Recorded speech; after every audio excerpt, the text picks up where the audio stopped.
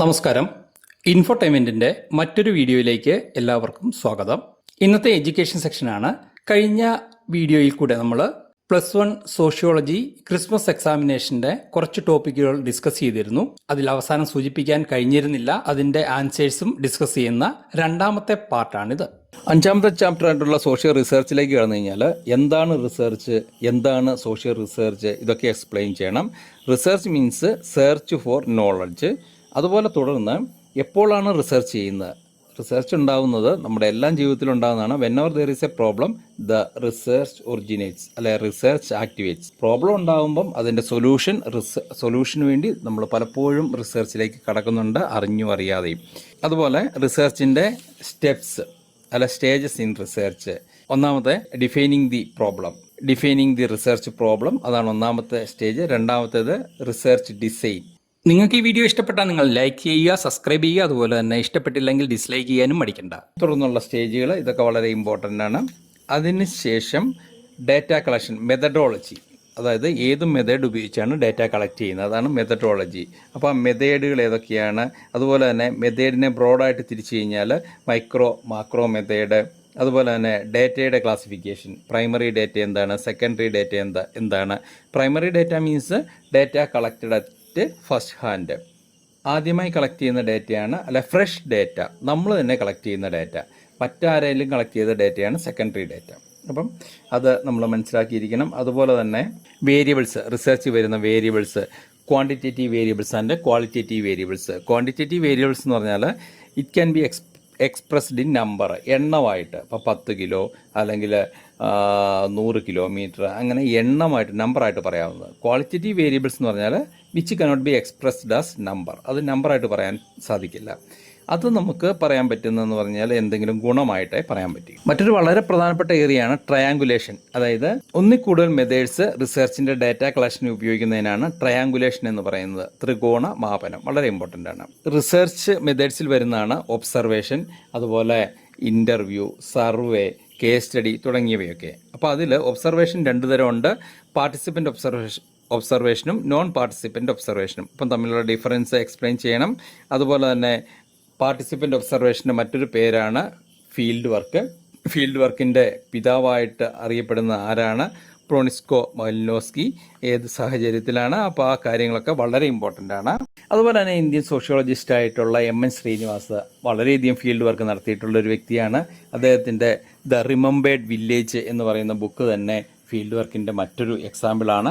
Indian വില്ലേജിനെ കുറിച്ചുള്ള ഇന്ത്യക്കാരുടെയും ബ്രിട്ടീഷുകാരുടെയും കാഴ്ചപ്പാട്, ബ്രിട്ടീഷുകാർ വളരെ മോശമായ ഒരു കാഴ്ചപ്പാടാണ്. ഇന്ത്യയുടെ വില്ലേജുകളെല്ലാം അടഞ്ഞ അധ്യായങ്ങളാണ്, ഒറ്റപ്പെട്ടതാണ്, അപരിഷ്കൃതമാണ്, ഇല്ലിറ്ററേറ്റ് ആണ്, അണ്ടർ ഡെവലപ്ഡ് ആണ്. അപ്പോൾ അങ്ങനെയൊക്കെയുള്ളൊരു കാഴ്ചപ്പാടായിരുന്നു, അത് ശ്രദ്ധിക്കുക. തുടർന്ന് പാർട്ടിസിപ്പൻ്റ് ഒബ്സർവേഷൻ്റെ ലിമിറ്റേഷൻസ്, പോരായ്മകൾ. അതുപോലെ മറ്റൊരു മെത്തേഡായിട്ടുള്ള സർവേ. എന്താണ് സർവേ? എന്താണ് സെൻസസ്? സെൻസസ് എന്ന് പറഞ്ഞാൽ data collection from all participants, അല്ലെങ്കിൽ ഓൾ യൂണിവേഴ്സിലുള്ള അല്ലെങ്കിൽ പോപ്പുലേഷനിലുള്ള എല്ലാ ഐറ്റംസിൽ നിന്നും ഡാറ്റ കളക്ട് ചെയ്യുന്നതിനാണ് സെൻസസ് എന്ന് പറയുന്നത്. സർവേ എന്ന് പറയുമ്പോൾ അതിനവിടെ എല്ലാവരിൽ നിന്നും കളക്ട് ചെയ്യുന്നില്ല, ഒരു സാമ്പിൾ അഡോപ്റ്റ് ചെയ്യുന്നതാണ്, സാമ്പിൾ വെച്ചാണ്. അപ്പോൾ ഇവിടെ റെസ്പോണ്ടൻ്റ് എന്താണ്, അതുപോലെ തന്നെ റിസർച്ച് അസിസ്റ്റൻ്റ്, റിസർച്ചർ, ഇൻഫോർമൻ്റ്, ഇതൊക്കെ എന്താണെന്നുള്ള എക്സ്പ്ലെയിൻ ചെയ്യാൻ മനസ്സിലാക്കിയിരിക്കണം. എന്താണ് സാമ്പിളിങ്? സർവേയിൽ ഉപയോഗിക്കുന്ന സാമ്പിളിംഗ് ആയിട്ടുള്ള simple random sampling, systematic random sampling, stratified random sampling, ഇത് മൂന്നും മനസ്സിലാക്കിയിരിക്കുക. ഡാറ്റ കളക്ഷൻ ഉണ്ടാകുന്ന എററുകളായിട്ടുള്ള മാർജിൻ ഓഫ് എറർ, അല്ലെങ്കിൽ സാമ്പിളിംഗ് എറർ, അതുപോലെ തന്നെ നോൺ സാമ്പിളിംഗ് എറർ, ഇതൊക്കെയൊന്ന് മനസ്സിലാക്കിയിരിക്കുക. അടുത്ത മെത്തേഡായിട്ടുള്ള ഇൻ്റർവ്യൂ. ഇൻ്റർവ്യൂ എന്നാൽ എന്താണ്? Interview means asking questions or communicating with others to make them response. അപ്പോൾ മറ്റുള്ളവരിൽ നിന്നും പ്രതികരണം ഉണ്ടാക്കാൻ വേണ്ടിയിട്ട് അവരുമായിട്ട് ആശയവിനിമയം നടത്തുകയോ ചോദ്യങ്ങൾ ചോദിക്കുകയോ ചെയ്യുന്നതിനെയാണ് ഇൻ്റർവ്യൂ എന്ന് പറയുന്നത്. ടൈപ്സ് ഓഫ് ഇൻ്റർവ്യൂ, ഏതൊക്കെ തരം ഇൻ്റർവ്യൂ ഉണ്ട്, അപ്പോൾ അത് ഏതൊക്കെയാണ്, അത് എക്സ്പ്ലെയിൻ ചെയ്യാൻ മനസ്സിലാക്കിയിരിക്കുക. അടുത്ത ചാപ്റ്റർ സോഷ്യൽ പ്രോസസ്, സോഷ്യൽ സ്ട്രാറ്റിഫിക്കേഷനിലേക്ക് കടന്നു കഴിഞ്ഞാൽ എന്താണ് സോഷ്യൽ സ്ട്രക്ചർ, സൊസൈറ്റിയുടെ സ്ട്രക്ചർ എന്താണ്, അത് പ്രധാനമാണ്. അപ്പോൾ ഒരു വീടിൻ്റെ വാതിൽ, ജനല, ഭിത്തി ഒക്കെ എപ്രകാരമാണ് അതിലെ വ്യക്തികളുടെ മൂവ്മെൻറ്റിനെ കൺട്രോൾ ചെയ്യുന്നത്, അതുപോലെ തന്നെ സൊസൈറ്റിയിൽ വ്യക്തികളുടെ പെരുമാറ്റത്തെ നിയന്ത്രിക്കാനായിട്ടുള്ളൊരു സംവിധാനമാണ് സോഷ്യൽ സ്ട്രക്ചർ. അപ്പോൾ ആ സ്ട്രക്ചറാണ് സൊസൈറ്റിയിലെ വ്യക്തികളുടെ പെരുമാറ്റത്തെ നിയന്ത്രിക്കുകയും മറ്റു വ്യക്തികൾക്ക് ദോഷമില്ലാത്ത രീതിയിൽ അവിടെ പ്രവർത്തനങ്ങൾ ഏകോപിപ്പിക്കുകയും ഒക്കെ ചെയ്യുന്നത്. അപ്പോൾ അത് മനസ്സിലാക്കിയിരിക്കുക. പിന്നെ സോഷ്യൽ പ്രോസസ്സ് എന്നാൽ എന്ത്? രണ്ട് തരം social process: positive social process അഥവാ associative social process, negative social process അഥവാ dissociative social process. Positive means where relation forms or strengthens. Social പ്രോസസ്സിൻ്റെ ഭാഗമായിട്ട് അല്ലെങ്കിൽ വ്യക്തികൾ തമ്മിൽ ഇൻട്രാക്ട് ചെയ്യുന്നതിൻ്റെ ഭാഗമായിട്ട് അവർക്കിടയിലുള്ള ബന്ധം ഉടലെടുക്കുകയോ ശക്തിപ്പെടുകയോ ചെയ്യുന്നതാണ് പോസിറ്റീവ്. നെഗറ്റീവ് സോഷ്യൽ പ്രോസസ്സ് എന്ന് പറയുമ്പം ഇൻട്രാക്ഷൻ്റെ ഫലമായിട്ട് അവർക്കിടയിലുള്ള ബന്ധം വീക്കനാകുകയോ ബ്രോക്കൺ ആകുകയോ പൊട്ടിപ്പോവുകയോ അത് ദുർബലപ്പെടുകയോ ചെയ്യുന്നതിനാണ് നെഗറ്റീവ് സോഷ്യൽ പ്രോസസ്സ് എന്ന് പറയുന്നത്. അപ്പോൾ അതിൻ്റെ എക്സാമ്പിളുകൾ മനസ്സിലാക്കിയിരിക്കണം. പോസിറ്റീവ് എന്ന് പറയുമ്പോൾ തന്നെ കോപ്പറേഷൻ ഉണ്ട്, ഇൻ്റഗ്രേഷൻ ഉണ്ട്, അസിമിലേഷൻ ഉണ്ട്, അക്കോമഡേഷൻ ഉണ്ട്. അതേസമയം നെഗറ്റീവിനകത്ത് കോൺഫ്ലിക്റ്റും കോമ്പറ്റീഷനുമാണ്. എക്സ്പ്ലെയിൻ ചെയ്യാൻ കഴിഞ്ഞിരിക്കണം. അതുപോലെ തന്നെ കോമ്പറ്റീഷൻ എന്ന് പറയുന്നത് എസെൻഷ്യൽ ആണോ എന്നൊരു ചോദ്യം വരാൻ സാധ്യതയുണ്ട് സൊസൈറ്റിയിൽ, നമ്മുടെ സോഷ്യൽ ലൈഫിൽ. കോമ്പറ്റീഷൻ സോഷ്യൽ ലൈഫിൽ എസെൻഷ്യലാണ്. കോമ്പറ്റീഷൻ ഉണ്ടെങ്കിൽ മാത്രമേ നമ്മൾ എന്തെങ്കിലും ചെയ്യുള്ളൂ, പ്രവർത്തിക്കുകയുള്ളൂ. കോമ്പറ്റീഷൻ ശരിയായ രീതിയിൽ ഉണ്ടാവണമെങ്കിൽ അവിടെ റിവാർഡ്സ് ഉണ്ടാവണം. അതായത് നമ്മൾ കോമ്പീറ്റ് ചെയ്ത് മുന്നിൽ വരുമ്പോൾ നമുക്ക് അഭിനന്ദനോ റിവാർഡ്സോ പ്രതിഫലമോ കിട്ടിയാൽ മാത്രമേ നമ്മൾ ആ കോമ്പറ്റീഷൻ നല്ല രീതിയിൽ പോവുകയുള്ളൂ. അപ്പോൾ ഇപ്രകാരം കോമ്പറ്റീഷൻ ഉണ്ടായാൽ മാത്രമേ നമ്മളുടെ കഴിവുകളും മാക്സിമം പുറത്തു കൊണ്ടുവരാൻ നമ്മൾ ശ്രമിക്കുകയുള്ളൂ. അതുകൊണ്ട് തന്നെ കോമ്പറ്റീഷൻ എന്ന് പറയുന്നത് എസെൻഷ്യലാണ്. അതുണ്ടെങ്കിൽ മാത്രമേ വ്യക്തിക്ക് പ്രോഗ്രസ്സും ഡെവലപ്മെൻറ്റും ഉണ്ടാകുകയുള്ളൂ. ഇപ്രകാരം ഫാമിലിയിലും പ്രോഗ്രസ്സും ഡെവലപ്മെൻറ്റും തുടർന്ന് സൊസൈറ്റിയിലും പ്രോഗ്രസ്സും ഡെവലപ്മെൻറ്റും ഉണ്ടാവണമെങ്കിൽ കോമ്പറ്റീഷൻ അത്യാവശ്യമാണ്.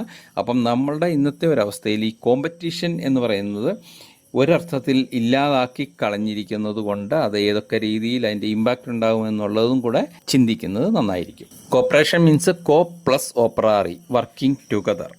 അതുപോലെ ഡിവിഷൻ ഓഫ് ലേബർ. എന്താണ് ഡിവിഷൻ ഓഫ് ലേബർ? എമിൽ ഡർക്കിമിൻ്റെ രണ്ട് തരം സോഷ്യൽ സോളിഡാരിറ്റി. സോഷ്യൽ സോളിഡാരിറ്റി എന്ന് പറഞ്ഞാൽ സാമൂഹിക ഐക്യം എന്നാണ് അതുകൊണ്ട് ഉദ്ദേശിക്കുന്നത്. അത് കോപ്പറേഷനുമായിട്ട് റിലേറ്റഡ് ആയിട്ടാണ് ഇവിടെ സോഷ്യൽ സോളിഡാരിറ്റി വരുന്നത്. അപ്പോൾ രണ്ട് തരം സോഷ്യൽ സോളിഡാരിറ്റിയെക്കുറിച്ച് അദ്ദേഹം വിശദീകരിക്കുന്നുണ്ട്. സമൂഹത്തിൽ എപ്പോഴും സോഷ്യൽ സോളിഡാരിറ്റി ഉണ്ടെങ്കിലും അതിന് വ്യത്യാസങ്ങളുണ്ട്. രണ്ട് തരമുള്ള സോഷ്യൽ സോളിഡാരിറ്റി ഉണ്ടെന്ന് മെക്കാനിക്കൽ സോളിഡാരിറ്റി എന്നതും മറ്റൊന്ന് ഓർഗാനിക് സോളിഡാരിറ്റിയും. അപ്പോൾ അത് വളരെ ഇമ്പോർട്ടൻ്റ് ആണ്, അത് ശ്രദ്ധിക്കുക. കൂടുതൽ എക്സ്പ്ലനേഷന് പ്രസ്തുത വീഡിയോ സെഷൻ റെഫർ ചെയ്യാവുന്നതാണ്.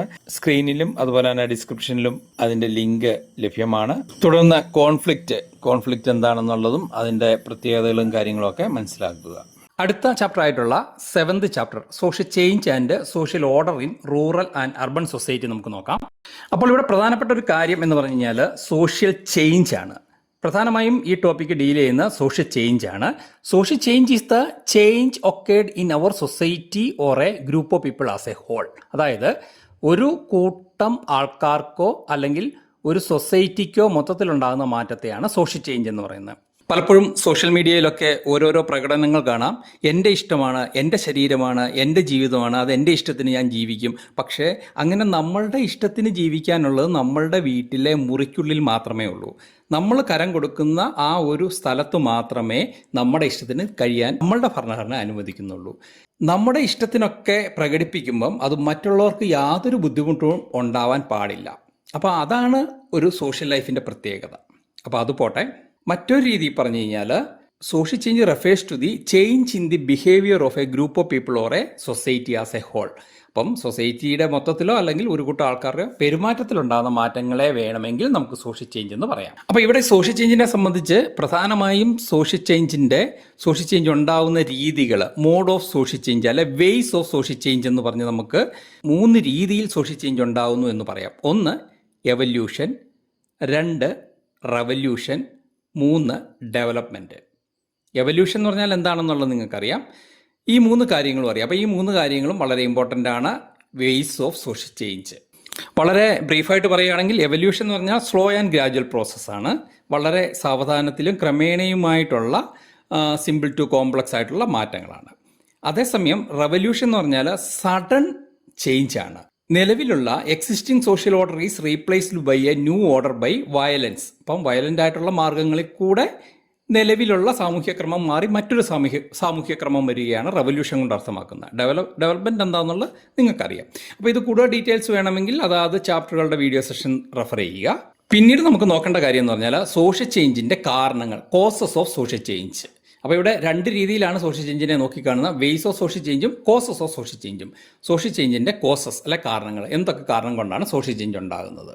സൊസൈറ്റിയുമായി ബന്ധപ്പെട്ടിട്ടുള്ള ഏതൊരു ചേഞ്ചിൻ്റെയും ഒന്നാമത്തെ കാരണമായിട്ട് നമുക്ക് പറയാവുന്ന ഒരു കാര്യം എഡ്യൂക്കേഷനാണ്. അപ്പോൾ ഇവിടെയും സോഷ്യൽ ചേഞ്ചിൻ്റെ ഒന്നാമത്തെ കാരണം എഡ്യൂക്കേഷനാണ്.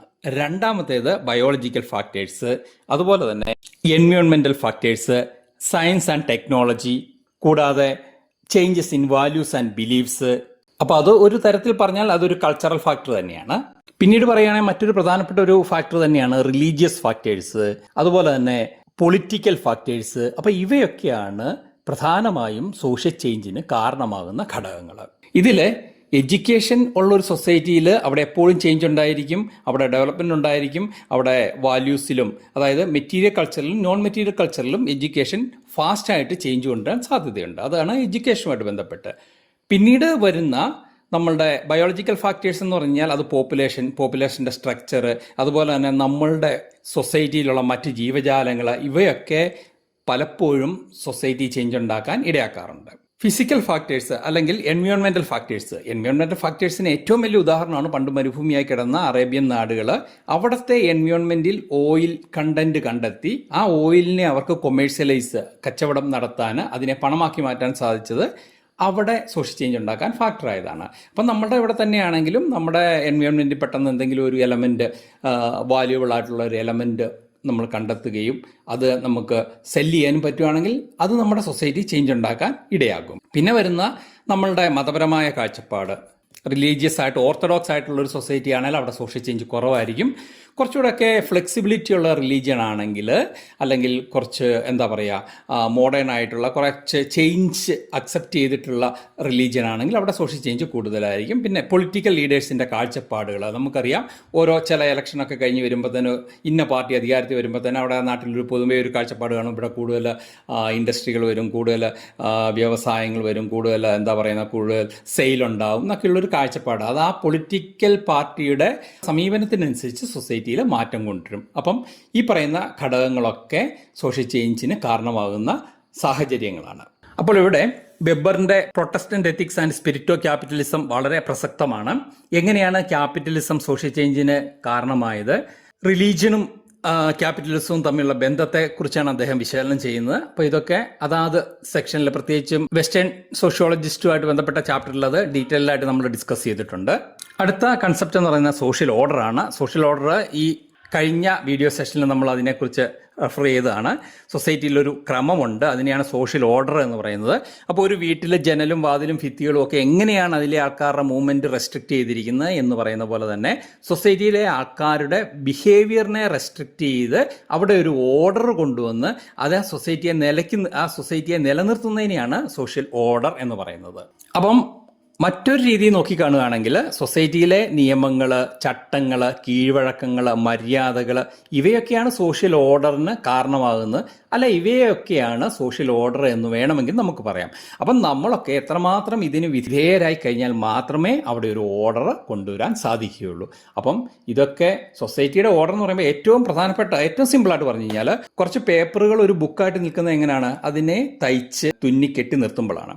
അപ്പോൾ ആ ഒരു രീതിയിൽ നിന്നാൽ മാത്രമേ അതിനൊരു യൂണിറ്റി ഉണ്ടാവുള്ളൂ, ആ പേപ്പറുകൾക്ക് നിലനിൽപ്പുണ്ടാവുള്ളൂ. ഇല്ലെങ്കിൽ അതെല്ലാം പറന്നു പോകും, വല്ലവരും ചവിട്ടുകയും കീറുകയോ അങ്ങനെ നാശമായിട്ട്. അവ ഒന്നിച്ച് നിൽക്കുന്നത് അവിടെയുള്ള ചില നിയമങ്ങളുടെയും ചട്ടങ്ങളുടെയൊക്കെ അടിസ്ഥാനത്തിലാണ്. അപ്പോൾ ആൾക്കാരുടെ കാര്യത്തിലാണെങ്കിലും ഇതുപോലൊക്കെ തന്നെയാണ്. തുടർന്ന് അങ്ങോട്ട് വന്നു കഴിഞ്ഞാൽ പവർ ആൻഡ് അതോറിറ്റി നമ്മൾ ഓൾറെഡി ഒന്ന് ഡിസ്കസ് ചെയ്താണ്, വളരെ ഇമ്പോർട്ടൻ്റ് ആണ്, കഴിഞ്ഞ വീഡിയോയിൽ ചെയ്തിട്ടുണ്ടെന്നാണ് എൻ്റെ ഒരു വിശ്വാസം. ഡോമിനേഷൻ, അതോറിറ്റി, ലോ ഇമ്പോർട്ടൻ്റ് ആണ്. അതുപോലെ തന്നെ കണ്ടസ്റ്റേഷൻ, ക്രൈം ആൻഡ് വയലൻസ്. ക്രൈം എന്ന് പറഞ്ഞാൽ ഡീവിയേഷൻ ഫ്രം ലോ, അല്ല violation of law is known as crime. നിയമം വയലേറ്റ് ചെയ്യുന്ന, നിയമത്തിനെതിരായി പ്രവർത്തിക്കുന്നതിനെയാണ് ക്രൈം എന്ന് പറയുന്നത്. പിന്നെ കണ്ടസ്റ്റേഷൻ എന്ന് പറഞ്ഞാൽ എക്സിസ്റ്റിംഗ് സോഷ്യൽ ഓർഡറിന് എതിരായിട്ട് പ്രവർത്തിക്കുന്ന അല്ല ബിഹേവ് ചെയ്യുന്നതിനാണ് കണ്ടസ്റ്റേഷൻ. അതായത് വ്യക്തികൾക്കുള്ള എതിർപ്പുകൾ, നിലവിലുള്ള സാമൂഹ്യ വ്യവസ്ഥയോട് വ്യക്തികൾക്കുള്ള എതിർപ്പ് അവരുടെ എക്സ്പ്രഷനിൽ കൂടെ, അവരുടെ മെറ്റീരിയൽ കൾച്ചറായും നോൺ മെറ്റീരിയൽ കൾച്ചറായും, ഡ്രസ് സ്റ്റൈലായാലും ഹെയർ സ്റ്റൈലായാലും അതിൽ കൂടെ വ്യത്യസ്തമായി നിന്നവർ കാണിക്കുന്നതിനെയാണ് കണ്ടസ്റ്റേഷൻ എന്നുകൊണ്ട് ഉദ്ദേശിക്കുന്നത്. പിന്നെ വരുന്ന social order, rural and urban ഏരിയയിലെ സോഷ്യൽ ഓർഡർ. റൂറൽ ഏരിയയിലെ സോഷ്യൽ ഓർഡർ എന്ന് പറഞ്ഞാൽ അഗ്രികൾച്ചറിനെ ബേസ് ചെയ്തിട്ടുള്ളൊരു സൊസൈറ്റിയാണ്. അർബൺ ഏരിയ എന്ന് പറയുമ്പോൾ ഇൻഡസ്ട്രിയെ ബേസ് ചെയ്തിട്ടുള്ളൊരു സൊസൈറ്റിയാണ്. അപ്പോൾ അതിൻ്റെ ബേസിലാണ് രണ്ടിടത്തെയും ഓർഡർ അല്ലെങ്കിൽ ക്രമം നിലനിൽക്കുന്നത് എന്നുള്ള ഓർത്തിരിക്കുക. അതുപോലെ അർബൺ ഏരിയ എന്താണ്, സബർബൺ ഏരിയ എന്താണ്, അർബൺ അഗ്ലോമറേഷൻ. അപ്പോൾ അർബൺ ഏരിയ എന്ന് പറയുന്ന എൻ്റെ പ്രത്യേകത അത് ഡീറ്റെയിൽ ആയിട്ട് നിങ്ങൾ ആ ചാപ്റ്ററിൽ നോക്കി മനസ്സിലാക്കുക. അർബൺ അഗ്ലോമറേഷൻ എന്ന് പറഞ്ഞാൽ ഒന്നിൽ കൂടുതൽ അർബൺ ഏരിയ ഒന്നിച്ച് നിൽക്കുന്നത്, അല്ലെങ്കിൽ ഒരു വലിയ അർബൺ ഏരിയ, അതിനാണ് അർബൺ അഗ്ലോമറേഷൻ എന്ന് പറയുന്നത്. അപ്പം നമ്മുടെ കൊച്ചിൻ, എറണാകുളം അതിനൊരു എക്സാമ്പിളാണ്. തുടർന്ന് social change in urban and rural area പ്രതിപാദിക്കുന്നുണ്ട്. അവിടെ പ്രധാനമായിട്ട് നമ്മൾ നോക്കേണ്ടത് എന്താണ് അർബൺ ഏരിയ, എന്താണ് റൂറൽ ഏരിയ. ഈ ഒരു ക്ലാസിഫിക്കേഷൻ എന്ന് പറയുന്ന 3 ക്രൈറ്റീരിയയുടെ അടിസ്ഥാനത്തിലാണ്: പോപ്പുലേഷൻ ഡെൻസിറ്റി, അതുപോലെ തന്നെ ഒക്കുപ്പേഷൻ. അപ്പം അത് നിങ്ങൾ മനസ്സിലാക്കിയിരിക്കുക. അതിൻ്റെ അടിസ്ഥാനത്തിൽ ഈ അർബൺ ഏരിയയിലെയും റൂറൽ ഏരിയയിലെയും സോഷ്യൽ ഓർഡറിലുള്ള വ്യത്യാസം എന്നതുകൊണ്ട് ഉദ്ദേശിക്കുന്ന അർബൺ റൂറൽ ഡിഫറൻസ് തന്നെയാണ്. അപ്പോൾ അത് നിങ്ങൾ മനസ്സിലാക്കിയിരിക്കുക, അത് ഇമ്പോർട്ടൻ്റ് ആണ്. അതുപോലെ അർബൺ ഏരിയയിലെ പ്രത്യേകതകൾ, അവിടെ അർബൺ പ്രോബ്ലംസ് ആണ് പ്രധാനമായിട്ടും വരുന്നത്. അർബൺ പ്രോബ്ലംസിൽ പ്രധാനമായിട്ടും വരുന്നത് ഒന്ന് അനോണിമിറ്റി, അപരിചിതത്വം. രണ്ടാമത്തത് ഡെല്ലിംഗ് പ്രോബ്ലംസ്, അല്ലെ താമസ സൗകര്യങ്ങളുടെ അഭാവം. മറ്റൊരു പ്രധാനപ്പെട്ട പ്രശ്നം എന്ന് പറഞ്ഞു കഴിഞ്ഞാൽ ട്രാഫിക് കൺജങ്ഷൻസ് അല്ലെങ്കിൽ ട്രാഫിക് ഇഷ്യൂസ്. അതുപോലെ തന്നെ crimes, especially white collar crimes, സ്ലമ്മും അതുമായി ബന്ധപ്പെട്ട് നിൽക്കുന്ന പ്രശ്നങ്ങൾ, water scarcity, problems associated with sanitation. മറ്റൊരു പ്രധാനപ്പെട്ട പ്രശ്നമാണ് പൊല്യൂഷൻ, എയർ പൊല്യൂഷൻ, അതുപോലെ വാട്ടർ സോയിൽ പൊല്യൂഷൻ, അതുപോലെ വേസ്റ്റ് മാനേജ്മെൻറ്റ്. അപ്പോൾ ഇതൊക്കെ പ്രധാനമായിട്ടും അർബൺ ഏരിയയിലെ പ്രോബ്ലംസ് ആണ്. ഈ അർബൺ പ്രോബ്ലംസ് ആ ചാപ്റ്ററിൻ്റെ വീഡിയോ സെഷനിൽ വളരെ ഡീറ്റെയിൽഡ് ആയിട്ട് നമ്മൾ കൈകാര്യം ചെയ്തിട്ടുണ്ട്. കൂടുതൽ എക്സ്പ്ലനേഷൻ വേണമെങ്കിൽ അത് റെഫർ ചെയ്യാം. ഇപ്രാവശ്യത്തെ ക്രിസ്മസ് എക്സാമിനേഷന് ചോദിക്കാൻ സാധ്യതയുള്ള പ്രധാനപ്പെട്ട ക്വസ്റ്റ്യനും അവയുടെ അത്യാവശ്യ എക്സ്പ്ലനേഷനും ഈ വീഡിയോയിലും ഇതിന് തൊട്ടു മുമ്പുണ്ടായിരുന്ന വീഡിയോ സെഷനിലുമായിട്ട് നമ്മൾ കവർ ചെയ്തിട്ടുണ്ടെന്ന് വിശ്വസിക്കുന്നു. തുടർന്ന് എഡ്യൂക്കേഷനും ഇൻഫർമേറ്റീവും ട്രഡീഷണലും അതുപോലെ തന്നെ എൻ്റർടൈൻമെൻറ്റിനും ഉതകുന്നതുമായിട്ടുള്ള വീഡിയോകളുമായി നമുക്ക് വീണ്ടും കാണാം. അപ്പോൾ എല്ലാവർക്കും നല്ലൊരു എക്സാം ഉണ്ടാവട്ടെ എന്ന് ആശംസിച്ചുകൊണ്ട് മറ്റൊരു വീഡിയോയുമായി വീണ്ടും കാണുന്നവരെ നന്ദി, നമസ്കാരം.